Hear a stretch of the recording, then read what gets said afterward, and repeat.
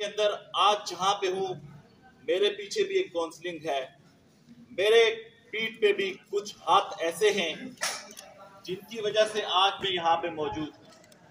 दुनिया में किसी भी तालिब इल्म का सबसे बेहतरीन काउंसलर उसका उस्ताद होता है। डॉक्टर अल्लामा मोहम्मद इकबाल को आप देखें तो उनकी जिंदगी सारी एक उस्ताद की इबारत मालूम होती है। अल्लामा इकबाल की पर्सनैलिटी, अल्लामा इकबाल का हेयर स्टाइल प्रोफेसर आर्नल्ड से मिलता जुलता है। वो इकबाल जब लाहौर कॉलेज के अंदर प्रोफेसर आर्नल्ड से फलसफा की तालीम हासिल कर रहे थे, वही प्रोफेसर जब बाहर जाते हैं तो इकबाल को अपनी जगह पे वो स्टेज वो मंच दे के जाते हैं कि आप इसको कंटिन्यू करें। अगर आज भी आप अल्लामा इकबाल की मूंछों का स्टाइल देखें तो अपने उस्ताद प्रोफेसर आर्नल्ड की तरह है। तो किसी भी तालिब इल्म के लिए उसकी सबसे बड़ी एग्जांपल उसका उस्ताद होता है। मैं अगर फर्स्ट ईयर के तुलबा को एक हवाला देना चाहूं कि आप पढ़ते हैं सैयद सलमान नदवी को चैप्टर 1 के अंदर, आप जानते हैं कि वो सैयद सलमान नदवी हैं जो अल्लामा शिबली नोमानी के शागिर्द रशीद थे। जब अल्लामा शिबली नोमानी दुनिया से चले गए तो यही वो इंसान थे कि जिन्होंने शिबली की उस किताब को, जो दुनिया तारीख दुनिया आलम की सबसे मशहूर और मारूफ और सबसे बेहतरीन किताब है, जो सीरत मोहम्मद मुस्तफ़ा सल्लल्लाहु अलैहि वसल्लम के ऊपर है, उस किताब की एक जिल्द मौलाना शिबली नोमानी ने लिखी, बाकी 6 जिल्दें उनके शागिर्द रशीद सैयद सलमान नदवी ने मुरत्तब की। क्योंकि अल्लाह ताला ने जब कायनात के अंदर सबसे पहले इंसान हजरत आदम को मुकर्रर किया तो फरमाया कि वअल्लमा आदम अल अस्मा, कि हमने आदम को नाम सिखाए। यानी सीखने का अमल दुनिया में सबसे पहले है। और यही आज आपसे बात करता चलूं, अगर उस्ताद काबिल हो, अगर उस्ताद दुनिया का मायानाज उस्ताद हो तो सिकंदर आजम जैसे लोग पैदा होते हैं। आप बुकरात अकेडमी की मिसाल देख लें। बुकरात एक थ्योरी थी जो सुकरात में मुंतकिल होती है, वही फ्लैटो के अंदर आती है, वही अफलातून के अंदर आती है, वही अरस्तू के अंदर आती है, जिससे आगे सिकंदर आजम जो दुनिया को फतह करके वापस कब दुनिया नहीं पहुंच सकता।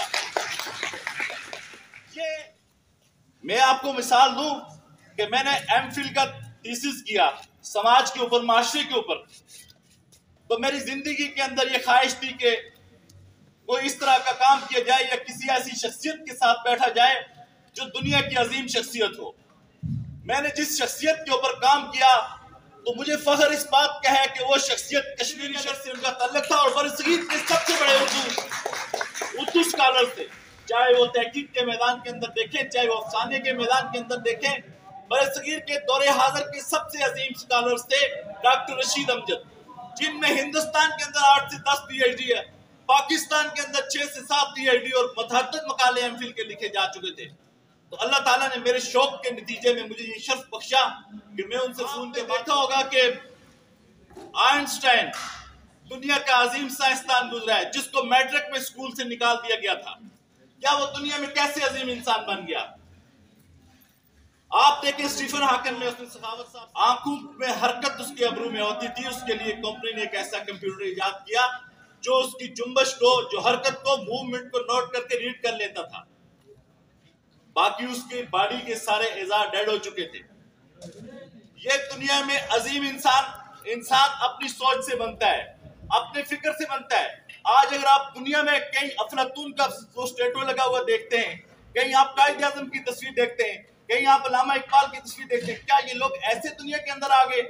नंबर तो आज भी बहुत ज्यादा आप लोग लेते हैं, लेकिन मुतालिया आपको अजीम बनाता है। आपको नहीं पता कि मुजफ्फराबाद के अंदर सबसे बड़ी लाइब्रेरी कहां पे है। आप लोग कभी नहीं गए होंगे, आपकी तारीख से दिलचस्पी बहुत कम है। आपको क्या पता कि हिटलर कौन था, मुसोलिनी कौन था, क्योंकि इन चीजों से आपकी दिलचस्पी है ही नहीं है। इसलिए हमारे पास हजारों लोग मुजफ्फराबाद पे, तकरीबन आजाद कश्मीर में एक साल के अंदर 300 लोग MBBS करके आते हैं।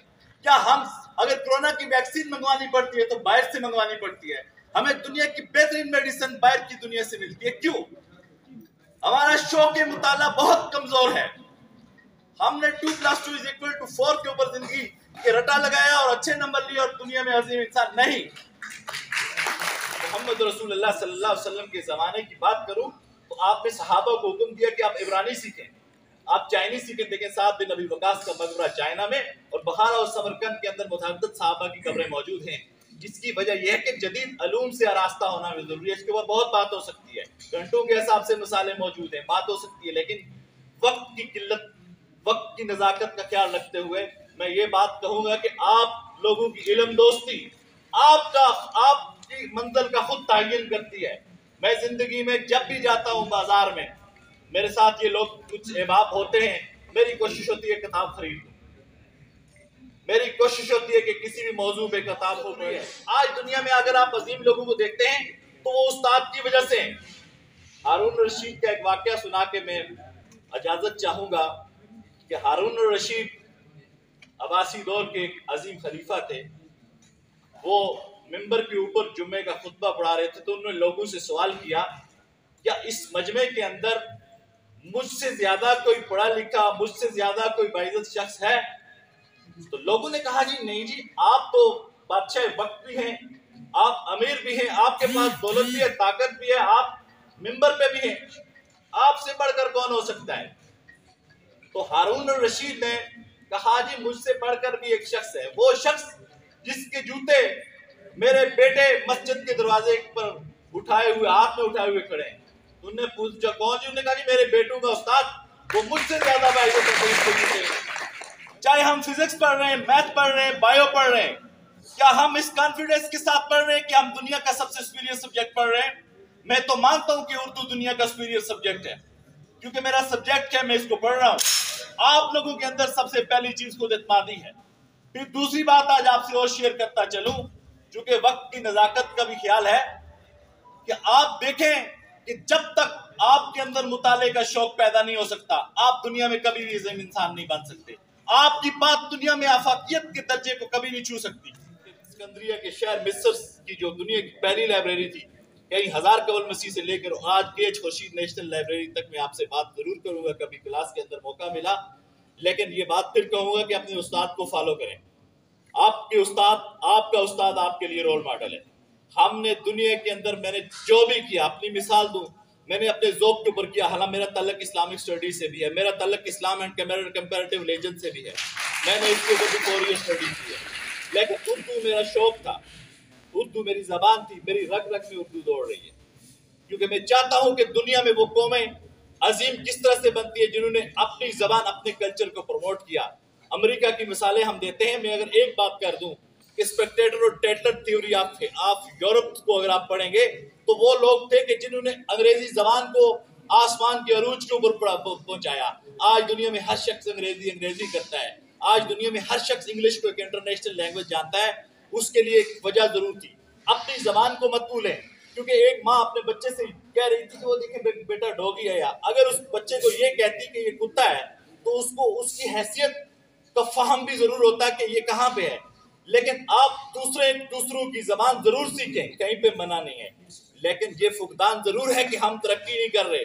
हमारी जितनी भी दुनिया के अंदर हमारी जितनी भी किताबें हैं, आज हम जो पढ़ रहे हैं वो मेडिकल साइंस का, ये दीगर जो जितनी इंजीनियरिंग, इसको हम उर्दू जबान के अंदर कन्वर्ट नहीं हो रही, जिसकी वजह से हमारे तालिब इल्म मुश्किलात का शिकार है। तो उम्मीद करता हूँ कि आप लोग मेरी बातों से तंग भी होंगे, कुछ की नस्वार भी खत्म हो गई होगी, कुछ तंग भी हो गए होंगे, कुछ उकता भी गए होंगे। अगर मजा भी होता है तो सारी चीज़ें ज़रूर होती हैं। एक बात फिर कहूँगा कि आप सब लोगों का शुक्रिया, सुपीरियर कॉलेज जफराबाद की इंतज़ामिया की तरफ से, डॉक्टर नासिर महमूद साहब की तरफ से, प्रोफेसर मुस्तफ़ा साहब की तरफ से, सब लोगों का शुक्रिया जिन्होंने आज वक्त दिया और इस प्रोग्राम को आगे लेके गए। Thank you so much. Allah.